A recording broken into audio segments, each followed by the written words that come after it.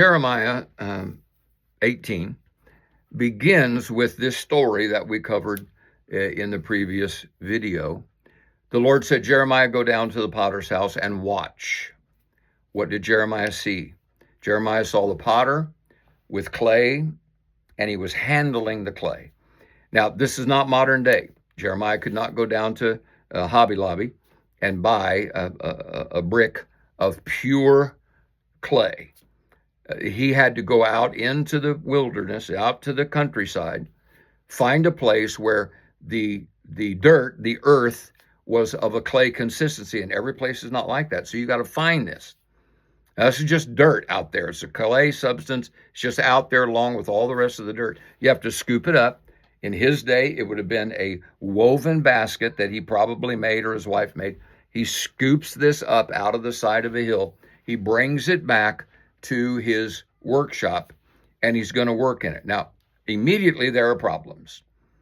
And the first problem is that dirt, that clay that he scooped out of the hillside, is filled with gunk.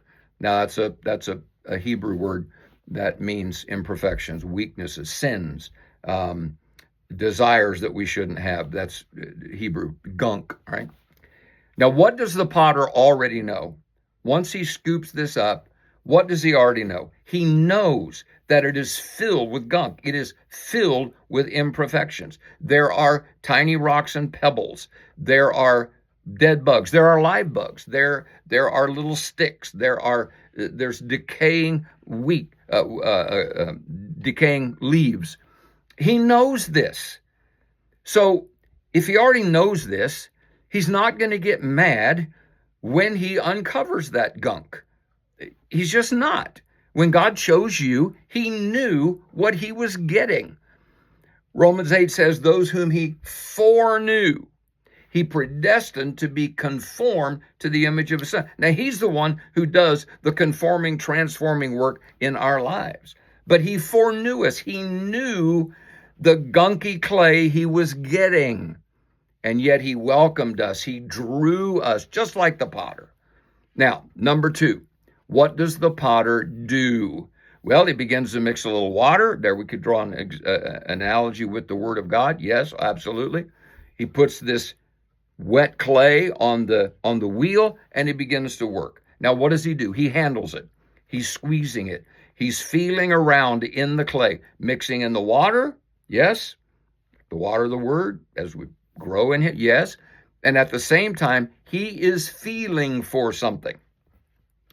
What's he feeling for? Gunk. He's feeling for the imperfections. He's feeling for the stuff that he cannot leave in there if this pot is going to become useful and beneficial to him and to others. So he's handling it. He is feeling for the imperfection. Now, when he finds an imperfection, what does the potter do? Well, he gets mad at it and he plops it up on a shelf and says, I can't believe that you got in here and got on my wheel with this imperfection in you. I'm not going to do anything with you until you clean yourself up. Of course not. What does the potter do? He just reaches in, takes the imperfection, the gunk, and pulls it out, throws it away. The clay didn't do that. The clay just stayed on the wheel and submitted himself to the handling of the potter. Now, what does the potter know about the end result in this clay? As it is worthless. Nobody pay money for it. And it is useless. It can't do anything for anybody. But if the clay, now it's a metaphor, obviously. If the clay will just trust the potter's love for it, and submit itself to the handling of the potter, stay on the cotton picking wheel, the potter will work in this clay until it becomes valuable and useful. Now, you and I are going to be on this wheel as long as we're in this life. But the end result for us is this.